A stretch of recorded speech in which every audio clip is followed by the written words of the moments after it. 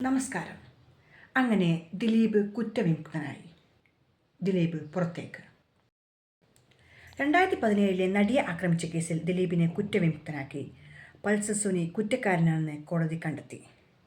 വിചാരണയ്ക്കിടെ തെളിവുകൾ നശിപ്പിക്കൽ, അതിജീവിച്ചയാളെ അപമാനിക്കൽ, സാക്ഷികളെ സ്വാധീനിക്കൽ, ലൈംഗിക അതിക്രമത്തിൻ്റെ ദൃശ്യങ്ങൾ കൈവശം വയ്ക്കൽ തുടങ്ങിയ കുറ്റങ്ങളാണ് ദിലീപിനെതിരെ ചുമത്തിയിരുന്നത്.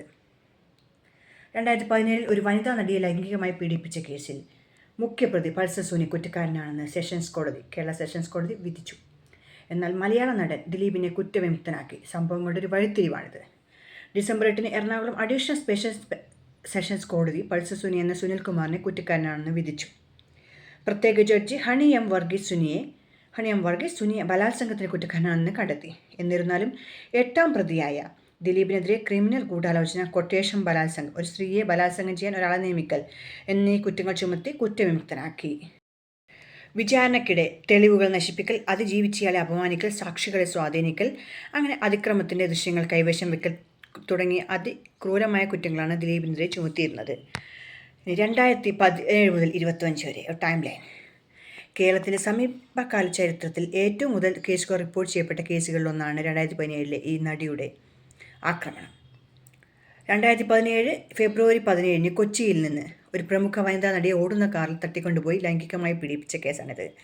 ആക്രമണം നടന്ന ദിവസങ്ങൾക്കുള്ളിൽ പൾസർ സുനി അറസ്റ്റിലായി. തുടർന്നുള്ള ഏതാനും മാസങ്ങൾക്കുള്ളിൽ ആക്രമണം വലിയൊരു ഗൂഢാലോചനയുടെ ഭാഗമാണോ എന്ന് അന്വേഷണം കണ്ടെത്തി. 2017 ജൂലൈ 10 ദിലീപിനെ അറസ്റ്റിലേക്ക് നയിച്ചു.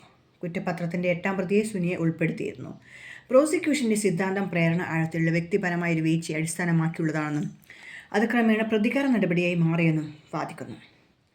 ദിലീപിനെ കുറ്റവിമുക്തനാക്കിയതോടെ ഗൂഢാലോചന നടത്തിയത് ആരോപിക്കപ്പെട്ട വ്യക്തിയെ ശിക്ഷിച്ചിട്ടില്ല. എന്നാൽ 2020 ജനുവരി 30 വിചാരണ നടപടികൾ ആരംഭിച്ച് ഏകദേശം 5 വർഷത്തോളം നീണ്ടുനിന്നു. ഇരയായ സ്ത്രീ വനിതാ ജഡ്ജിയെ തേടിയതിനെ തുടർന്ന് 2019 ഹണി എം വർഗീസാണ് കേസ് പരിഗണിച്ചത്. Judge Honey M Varghese. എന്നാൽ വിചാരണ പുരോഗമിക്കുമ്പോൾ ഹണി വർഗീസിനെ മാറ്റി സ്ഥാപിക്കണമെന്ന് അതിജീവിച്ചയാളും സംസ്ഥാന സർക്കാരും ആവർത്തിച്ച് ആവശ്യപ്പെട്ടെങ്കിലും പക്ഷപാതം ആരോപിച്ച് സുപ്രീം കോടതി ഉൾപ്പെടെ വിവിധ ജുഡീഷ്യൽ തലങ്ങളിൽ അത് നിരസിക്കപ്പെട്ടു. സാക്ഷികളുടെ എതിർപ്പ്, ഡിജിറ്റൽ തെളിവുകൾ നശിപ്പിച്ചുവെന്ന ആരോപണങ്ങൾ, പ്രതികളുടെ ഒന്നിലധികം ഹർജികൾ എന്നിവയുൾപ്പെടെ നിരവധി കാലതാമസങ്ങളും തീവ്രമായ നിയമ പോരാട്ടങ്ങളും നടപടിക്രമങ്ങളെ അടയാളപ്പെടുത്തി. ജാമ്യം, ആക്രമണ ദൃശ്യങ്ങൾ ലഭ്യമാക്കൽ, കേസ് കൈമാറ്റം എന്നിവയുമായി ബന്ധപ്പെട്ട ഹർജികൾ കേരള ഹൈക്കോടതിയും സുപ്രീം കോടതിയും പതിവായി പരിഗണിച്ചിരുന്നു.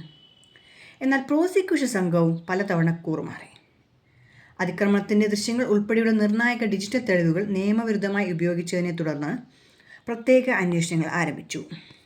2024 കേരള സർക്കാർ ദിലീപ് വിചാരണ തടസ്സപ്പെടുത്താനും വൈകിപ്പിക്കാനും ശ്രമിച്ചുവെന്ന് ആരോപിച്ചു.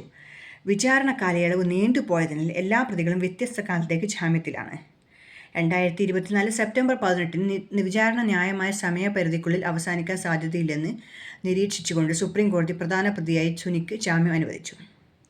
എന്നാൽ വിചാരണയുടെ അവസാന ഘട്ടത്തിൽ 200-ലധികം സാക്ഷികളുടെ മൊഴികളും വിശദമായ ഫോറൻസിക് വിശകലനങ്ങളും ഉൾപ്പെട്ടിരുന്നു. വിവിധ പ്രതികൾക്കെതിരെ IPC section 120B, 366, 376D, information technology act പ്രകാരമുള്ള കുറ്റകൃത്യങ്ങൾ എന്നിവ ഉൾപ്പെടുന്നു.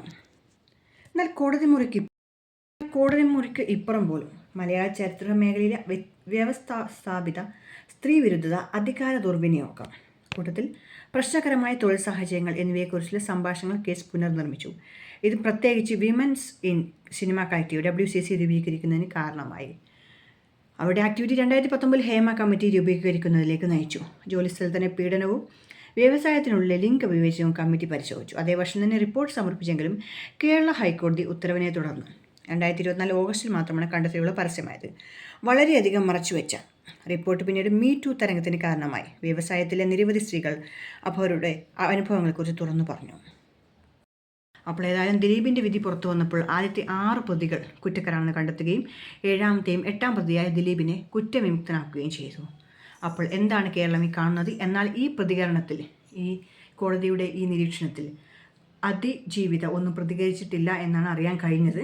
അപ്പോൾ ഏതായാലും നമുക്ക് കാത്തിരിക്കാം ബാക്കിയുള്ള ജീവിതം, ദിലീപിൻ്റെയും അതുപോലെ തന്നെ അതിജീവിതയുടെയും ബാക്കിയുള്ള ജീവിതം എങ്ങനെയായിരിക്കും എന്നറിയാനായി.